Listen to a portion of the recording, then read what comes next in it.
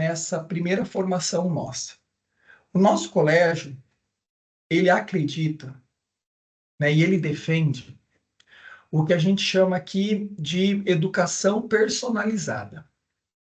O que significa isso, trocando em miúdos? Significa que nós olhamos para o nosso aluno de uma maneira única e total. Como assim, Matheus? Na maioria dos colégios que nós temos na região, em Amparo e em grande parte do Brasil, quando a escola olha para um aluno, ela olha para esse aluno de uma maneira de cidadania, de uma maneira socioemotiva, de uma maneira partida, né? De uma maneira pela metade. Já a educação personalizada, a gente vai iniciar essa conversa a partir de hoje, ela, na verdade, não olha de uma maneira o indivíduo, mas ela olha a criança de uma maneira completa, de uma maneira inteira. Então, no encontro de hoje e nos próximos encontros, a gente vai bater um pouco nessa tecla sobre educação personalizada, porque depois, na hora de confeccionar o relatório que será entregue para os pais, a nossa análise das nossas crianças, dos nossos alunos, será feita através da educação personalizada, tá? Então, para a gente iniciar a nossa reunião, a gente inicia pedindo a proteção da Virgem Maria, pedindo o Espírito Santo, pedindo a proteção de nosso Senhor Jesus Cristo. Em nome do Pai, do Filho e do Espírito Santo, inspirai, ó Deus, as nossas ações e ajudai-nos a realizá-las, para que em vós comece e em vós termine tudo aquilo que fizermos por Cristo nosso Senhor. E quando a gente fala de educação personalizada, a gente tem um autor que é o bambambam de todo o conceito, chamado Vítor Garcia Rossi. Extremamente famoso, principalmente na Espanha. No Brasil, ele foi trazido através de João Malheiros, que é um dos diretores do Colégio Porto Real, na cidade do Rio de Janeiro. Ele, então, foi meio que o grande precursor desse termo chamado educação personalizada, que olha o indivíduo de uma maneira individual, através das suas virtudes, através das suas capacidades, e o mais interessante, ensinando esta criança a conviver com a sua liberdade. Porque quando a criança entende que ela é livre, ela pode cair em dois campos. Um, ela fazer o que ela quer, e dois, ela entender que através dessa liberdade que Deus deu para ela, ela deve se policiar, ela deve negar coisas em nome de coisas maiores. Então, o termo aqui, educar para a liberdade, educar, ter uma educação personalizada, bate exatamente nessa tecla. Eu não posso querer que o meu aluno faça porque eu estou vendo. Eu preciso criar nele, e isso não é num dia, isso não é numa semana. Se nós pensarmos, a gente começou as aulas dia 3. Dia 3, se não me falha a memória, fazem 12 dias. 12 dias apenas que começaram as aulas. Parece que nós estamos lá quase um ano. Parece que nós já fizemos muita coisa. E fizemos. Mas em 12 dias, percebam, o nosso processo está no início, não passou um mês. E não vai ser agora que a gente vai encontrar o resultado. O resultado é um processo, né? Não é assim, a gente está plantando uma semente que lá no futuro, talvez a gente encontre um resultado, né? A gente está fazendo o nosso melhor, né? Então, o que a gente tem que ensinar aos nossos alunos, acima de tudo, é eles fazerem o que tem que ser feito dentro da liberdade e não porque a professora está vendo, não porque o diretor está olhando, ou porque a coordenadora tá pedindo. E isso é ensinar a virtude, fazer o certo quando ninguém está vendo. E aí, olhar para essa educação personalizada é entender que, automaticamente, quando uma criança entra na escola, ela passa, e não tem como fugir disso, de uma assimilação, que a gente coloca aqui, que é uma assimilação cultural, que se relaciona automaticamente com a moral. Por isso a importância do nosso colégio. Porque Se nós entramos num colégio, vamos usar um termo aqui, tá? Secular, num colégio comum, toda essa parte cultural, moral, vira uma grande bagunça. Por isso que é importante escutar o que eles estão falando, as brincadeiras que eles estão tendo, como eles se chamam, porque é aí que a gente policia, é aí que a gente faz o corte, né? É aí que a gente forma a amizade. Não, olha, a gente não fala isso aqui, né? Aqui a gente não faz fofoca, não é assim que a gente trata o amigo. Ah, Matheus, nas outras escolas também tem isso? Em partes tem, mas não da maneira que nós podemos, com grande liberdade, executar. Então, falar em educação personalizada é entender que todo o processo entra pela cultura, passa pela moral, e é aí que entra o grande X da questão. Passa, no final, por um processo de assimilação individual. Olha como é lindo isso. Por mais cansaço que nos dê, é essa educação que vai paulatinamente transformando um ser num ser humano, num ser educado, num homem, numa mulher. E isso é um trabalho que, com certeza, nos aproxima ainda mais de Deus, nos aproxima ainda mais da nossa missão. E aí, pensando nisso, há um problema. Porque nós temos, de um lado, pais que querem que os filhos reajam como eles reagem. E do outro lado também nós temos professores que querem que os alunos pensem da mesma maneira que eles. Qual é o final desse caminho? O final desse caminho é que essa criança cresce e muitas vezes não vai pensar da maneira que o pai pensa. E o segundo caminho, nós professores, lá na frente, depois de ensinar muita coisa, pode ser que os nossos alunos não pensem da maneira que nós queremos que eles pensam. Isso é ruim ou isso é bom? Depende.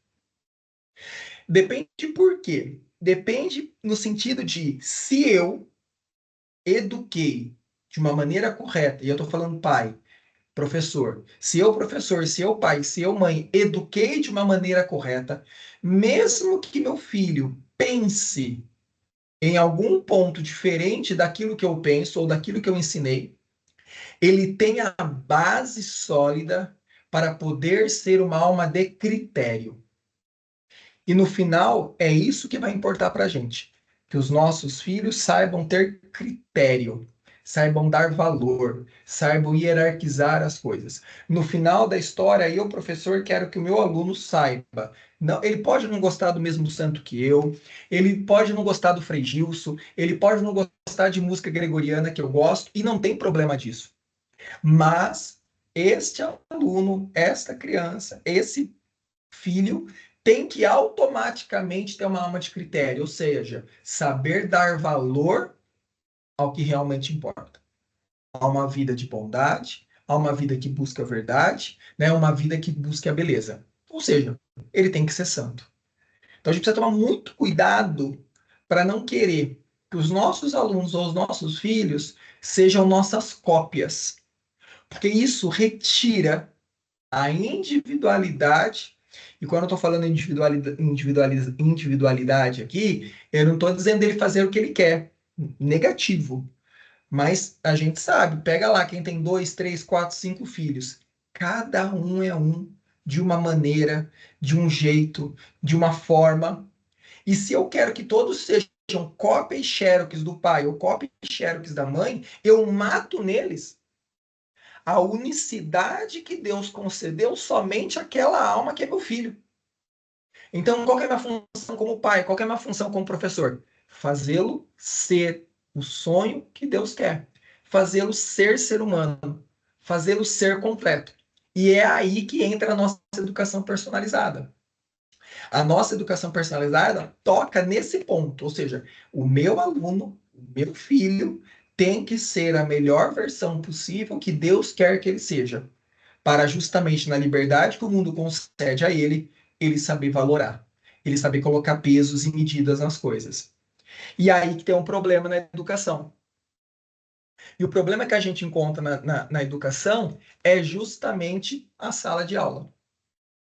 Atualmente, alguns testes de inteligência que vão sendo feitos aí, mundo afora, vão mostrando que, vejam que assustador, tá? Aproximadamente, uma criança que entra lá no fundamental com 6 anos de idade, então, um pessoalzinho lá do primeiro ano, pensa nos nossos alunos do primeiro ano.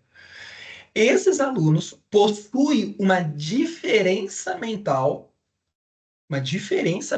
e quando estou falando de diferença mental, estou falando de amadurecimento, de 4 anos. Então, peraí, Matheus. É possível que eu tenha um aluno de 6 anos com idade mental de 2 para 3? É possível. É possível, Matheus, que na sala eu tenha um aluno de 6 que haja como uma criança de 4 anos? É possível. E aí veja o trabalho do professor, veja o trabalho do pai e da mãe também em buscar a maturidade dessas crianças. E olha, ao mesmo tempo em que eu tenho, então, crianças de 6 anos que parecem que têm 3, ao mesmo tempo eu tenho crianças de 6 anos que parecem que têm 12, né? Que têm 10, que são mais maduras. E o professor, dentro de uma sala de aula, tem que olhar para tudo isso e falar assim: meu Deus, como tratar tudo isso? E é aí que, novamente, a gente toca na educação personalizada. Eu não posso nivelar numa régua, colocar tudo numa caixa, como se esse jeito fosse o único jeito, né? Ou seja, essa idade, essa forma de pensar fosse a única correta. O que eu tenho que fazer como professor? Eu tenho que olhar esse todo e compreender, e isso é muito difícil, a individualidade de cada uma dessas crianças. Não é tratar cada um diferente do outro, não é isso. A educação personalizada está visando o todo dessa criança, a completude dessa criança. Por isso as diferenças da educação. Porque eu posso olhar de uma maneira de uma educação individual, ou eu posso olhar de uma maneira de uma educação coletiva. Ao longo da história, quando a gente vai lá na Grécia Antiga, a educação era individual, né? As grandes famílias, quem tinha dinheiro, ia lá, pagava um professor, aquele professor ensinava para um aluno e realmente esse professor imprimia nele a ideia de discípulo missionário. Veja, Platão, Aristóteles, Marco Aurélio, Alexandre o Grande, todo esse pessoal da história antiga, da filosofia antiga, eram assim. Tinha como que um mentor que o guiava no processo da aprendizagem. O mundo foi evoluindo, essa educação individual foi perdendo força, porque cada vez mais a condição de levá-lo a uma escola foi aparecendo, e aí nós entramos numa educação coletiva que tomou o lugar da educação individual. Só que aí tem um outro problema.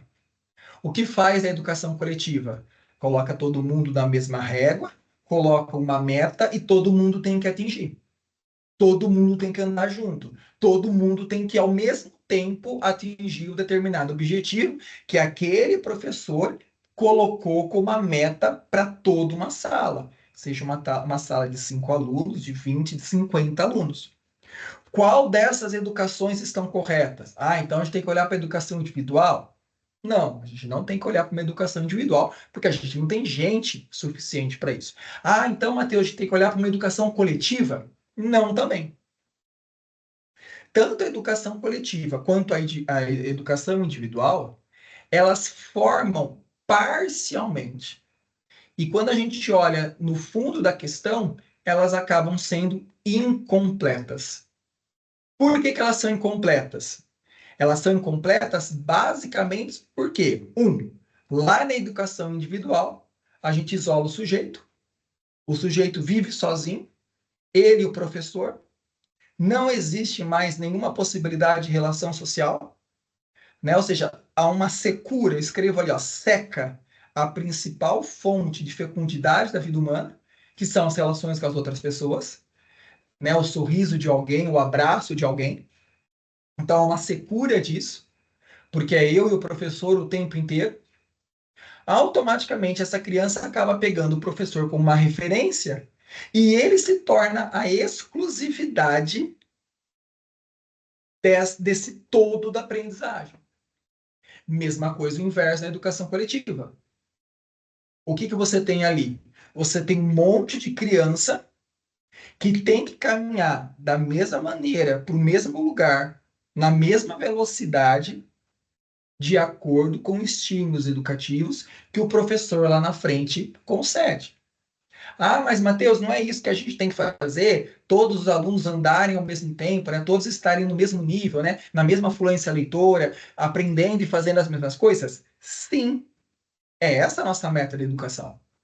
Mas, volta lá, falar de educação personalizada não é olhar dessa maneira, como se fosse em bloco, mas é olhar a criança dentro de todos os aspectos que o formam e que o constituem. E qual que é o grande aspecto, no fundo, da educação personalizada? Que as nossas crianças, que os nossos jovens, que os nossos filhos possuam a independência. Aquilo que a gente falava no começo da formação. O que é independência? Independência é fazer o que tem que se fazer sem a necessidade de alguém pedir. Como que eu sei que uma criança faz o correto? Quando ninguém pediu para ela e automaticamente ela fez. Ela errou, foi lá, pediu desculpa. Eu não pedi, eu ensinei isso para ela, mas eu não estava lá com o dedo apontado ou eu não estava olhando para ela. Ela entendeu que ela errou e ela, sem falar com ninguém, ou seja, na consciência dela, no juízo dela, o que que ela fez? Ela foi lá e entendeu que ela estava errada e ela pediu desculpa. Qual que é o sinônimo, então, da palavra de independência? Liberdade. E aí eu tenho uma liberdade constitutiva, que é a liberdade que todos nós temos graças a Deus. Deus nos deu a liberdade. E é uma liberdade inviolável, que ninguém pode tirar de nós. Se amanhã eu for preso, ainda assim eu continuo livre. Porque o meu pensamento continua livre. Eu tenho a possibilidade de pensar, eu tenho a possibilidade de imaginar, eu tenho a possibilidade de ser, de certa forma, livre naquilo que eu penso, ou seja, no meu processo cognitivo. Isso Deus concede a cada um de nós. É impossível capturá-la, a não ser que me matem. Aí eu paro de pensar. Há uma segunda liberdade também, que é a liberdade de escolha, que a gente pode chamar aqui de livre-arbítrio, que Agostinho de Hipona falou tão bem no século IV. A partir das minhas escolhas, a partir daquilo que eu decido, eu tenho a reação. Né? Se eu decido comer demais, automaticamente, qual é a reação disso? Eu posso passar mal.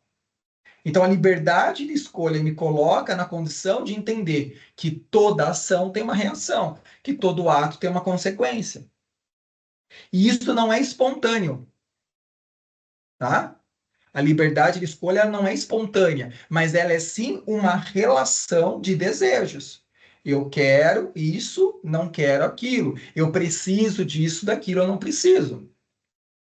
E como que eu faço isso? Criando hábito, criando costume. Se a gente for pensar na liberdade de escolha, talvez todo mundo aqui quer dormir até 10 horas da manhã.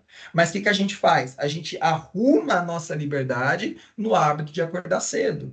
E como que eu construo essa liberdade? Indo dormir cedo. Terceira liberdade que a gente tem é o que a gente chama aqui de liberdade de realização. Ou seja, é essa liberdade que Deus me chama para fazer. Negar os vícios e buscar as virtudes. Não tem nada mais lindo do que eu ver o caminho errado e escolher o caminho do bem. Né? São Paulo fala claramente sobre isso, né? Olha, o bem que eu quero eu não faço e o mal que eu não quero esse eu faço. O que ele está discutindo ali? Ele está discutindo a liberdade. E qual que é a nossa meta? Fazer o bem que a gente tem que fazer. Então, Deus nos concede essa liberdade de realização. Deus emprega para a gente todas as condições humanas para fazer o que é certo, bom, belo e verdadeiro. Como que eu faço isso, Mateus? lutando dentro da liberdade para escolher o que realmente importa. E por último, a liberdade social, que é justamente a liberdade que a gente vive, tomando muito cuidado para essa liberdade social não virar um permissivismo. Então, tudo é permitido, tudo pode, tudo é amor. Se a gente entender essas 4 liberdades, nós vamos perceber que essa liberdade social, ela é regulada pela liberdade de escolha, que regula a liberdade de realização. Veja, se eu tenho a liberdade de escolher e eu tenho valores e virtudes, automaticamente as minhas realizações vão estar pautadas no que é bom, belo e verdadeiro. Então, qual que é a minha função como pai? Qual que é a minha função como professor? Qual que é a função da escola? Criar nesses nossos filhos, criar nesses nossos alunos, criar em nós a possibilidade de colocar as coisas à nossa frente e a gente, na liberdade que Deus concede, escolher o que é bom e o que vale a pena. É isso que é educação personalizada, no fundo. É olhar esse ser humano no todo. Diz o autor nosso, ó, a palavra independente tem conotações dinâmicas. Implica autodeterminação e identificação pessoal. Perceba, autodeterminação. Eu me determino, eu escolho ser bom, eu escolho ser correto, eu escolho ser fiel, eu escolho ser trabalhador. E automaticamente, ao me autodeterminar, eu também me identifico. Ah, o Mateus é trabalhador. Ah, o Mateus é fiel. Ah, o Mateus é católico. Ah, o Mateus é um bom marido. Continua o texto. Ser independente significa, então, ser responsável e autossuficiente. Ou seja, tudo que eu faço, eu assumo que eu fiz. Porque eu agi na liberdade. Cada uma dessas qualidades, continua o texto, devem fazer parte dos objetivos educativos, que a gente está falando agora de pouco. Então, o estudo implica iluminação e certamente desenvolvimento. Ninguém pode estudar pelo outro. O mestre não pode fazer no lugar do estudante. É o que a gente está falando aqui. Então, o que eu crio nos meus alunos? Eu tenho que criar essa liberdade de olhar para ele e falar: ele errou, vou lá e corrijo. Mas eu não faço por ele, né? Se ele bagunçou, ele que arrume a bagunça. Se ele fez algo errado, ele que corrige o erro. Nem que isso tome tempo, porque eles estão na fase de aprender exatamente o que é certo e o que é errado. E eles têm que entender as consequências desses atos. Olha, Pedro, se você continuar falando, você não vai no parque. Pedro continuou falando. Qual que é a consequência do Pedro continuar falando? Que ele vai ficar sem parque. Ele precisa entender que existe, então, uma responsabilidade pelo ato dele. E a educação personalizada vai criando e desenvolvendo isso. Então, vejam, a gente olha o ser humano como todo, não como um organismo simples que age através de estímulos, mas sim a pessoa como um todo, uma pessoa ativa que transforma o mundo que o rodeia através de um processo de autoconhecimento. É isso que a gente tá primando.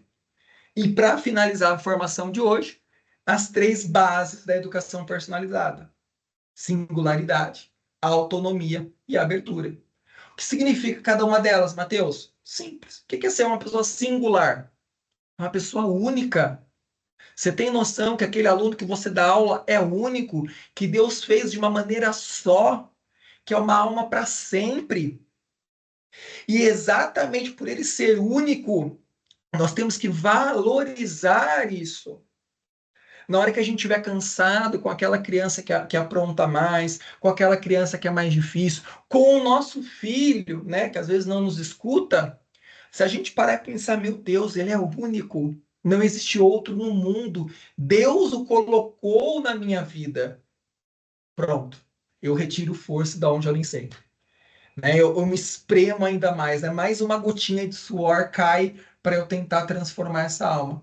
Então, a singularidade é, no fundo, o grande objetivo que a gente tem que pautar aqui na escola. Que o meu aluno seja a imagem, o sonho que Deus quer que ele seja. Entendendo as suas limitações, tanto de qualidades, porque todo mundo aqui tem qualidades, mas nem todos têm todas as qualidades, e também a quantidade dessas qualidades. Tem gente que vai falar melhor, tem gente que vai falar um pouquinho pior, tem gente que é mais expressivo, tem gente que é mais introspectivo, e tá tudo bem. Isso é a singularidade. Agora eu não posso querer que todo mundo seja um Mateus, ou que todo mundo seja uma Joana, ou que todo mundo seja um Francisco. Percebe aonde a gente está olhando? A gente bate o olho nessa criança e vê tudo nela. Vê um todo nela. Seja na dimensão física, volitiva, espiritual, afetiva e intelectual, que são as 5 dimensões que a gente analisa aqui. Depois, na autonomia, e é o próprio significado, né? Eu preciso que o meu aluno se governe, que ele consiga parar quieto, que ele consiga prestar atenção. E não adianta eu amarrá-lo numa cadeira. É um processo diário e constante. Fala assim: para, senta, é hora da professora. Você pode ficar quieto. Para ele entendendo que ele precisa se governar. E aí tem um ponto contra nós: o celular. O celular destruiu, e é esse o termo, destruiu o aspecto da autonomia das nossas crianças. Por causa da rapidez com que as coisas acontecem no celular. Principalmente vídeos curtos, vídeos rápidos, que a gente chama de Reels, aqueles que a gente vai passando o dedo em TikTok, em Instagram. Isso fez um mal e faz um mal para as crianças que vocês não têm tamanho, porque eles acham que tudo está no arrastar de dedos. Então vejam, é mais um problema para a gente resolver, porque a gente sabe que as nossas crianças mexem no celular. O ideal é não mexer. Não precisa. A gente cai numa ilusão, né, de que a criança precisa mexer no celular, que a criança precisa ver televisão, que a criança precisa. Não, filho, ela não precisa disso. Você que acha que ela precisa, mas não precisa olhar no celular. Ah, mas quando eu saio com meus filhos, eles não param quieto. Aí a hora que eu dou o celular para ele, ele para quieto. Claro que ele vai parar quieto. Ele está sendo impactado, inundado de uma dopamina sem tamanho, ele fica extasiado em prazer. Por que você, em vez de dar o celular, você não tenta levar um brinquedo? Ah, mas o brinquedo ele vai enjoar. Claro que ele vai enjoar. Entre o celular, que ele pode ver 1 milhão de coisas, e 3 peças de Lego, óbvio que o Lego para ele vai ser muito difícil. Veja o exemplo de quando a gente quis confeccionar os terços. A rapidez da internet fez de uma maneira que as nossas crianças tenham dificuldade em colocar bolinha por bolinha, porque isso demora. Então, qual que é o nosso papel? Criar essa autonomia. E para criar essa autonomia, é aquilo, é um dia de cada vez. E por último, a abertura. Né? Os nossos alunos eles têm que estar abertos ao mundo, mas não ser arrastados pelo mundo. É o que a gente está falando da alma de critério. Veja, eu não posso transformar o meu aluno numa bolha. Ontem mesmo, na reunião da associação, essa discussão apareceu, né? Não sei quem lá estava com os amigos, e os amigos falaram: ah, seu filho vai virar padre, ah, seu filho vai virar freira. Como se, olha a loucura, aquela criança rezar todo dia vai fazer dela padre, vai fazer dela uma freira. Não. Para você ver a pequenez da mentalidade. Nós estamos criando alunos abertos para o mundo e que vão amar o mundo apaixonadamente. E essa abertura para o mundo começa através da família, que abre-se para a sociedade até o desejo infinito da transcendência que é Deus. Se nós não nos abrirmos, a gente não chega nem perto de Deus. E é um processo. E é uma pedagogia. Então, veja, esse processo todo constrói o que a gente pode hoje introduzir sobre educação personalizada. Então, a gente viu lá autonomia, a abertura e também a questão da singularidade, que é a base da educação personalizada, que vai formar o nosso jovem, né, o nosso aluno, para ser independente, para ser uma alma de critério, uma alma que saiba e entende o que é bom e o que não é bom, o que é verdadeiro e o que é falso, o que vale a pena e o que não vale nada. Se a gente conseguir fazer isso com os nossos alunos, com os nossos filhos, eu não tenho dúvida que o nosso papel aqui na Terra, né, tipo, foi resolvido, né?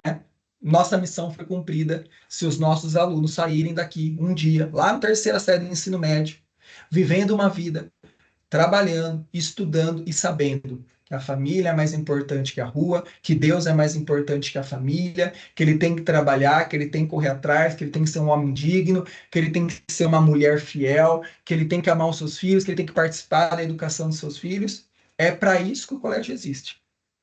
Certinho, gente? Me despeço. Esse foi o primeiro momento nosso. E eu queria finalizar com uma oração, né? Uma Ave Maria, para que Nossa Senhora possa nos ensinar, como a grande mestra que foi, a escutar, né? A apontar o que realmente importa e simplesmente estar aos pés da cruz, que é o melhor lugar para a gente estar, mesmo que às vezes a gente não saiba. Ave Maria, cheia de graça, o Senhor é convosco, bendita sois vós entre as mulheres, bendito é o fruto do vosso ventre, Jesus. Santa Maria, Mãe de Deus, rogai por nós, pecadores, agora e na hora de nossa morte. Amém. Em nome do Pai, do Filho e do Espírito Santo. Amém. Nossa Senhora do Amparo, amparai-nos.